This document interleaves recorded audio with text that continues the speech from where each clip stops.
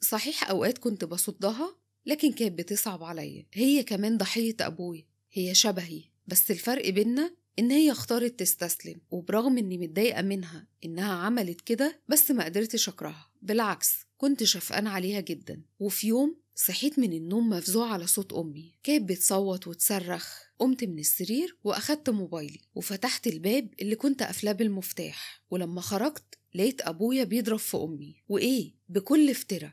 تخيلوا إن نفس المشهد بيتعاد.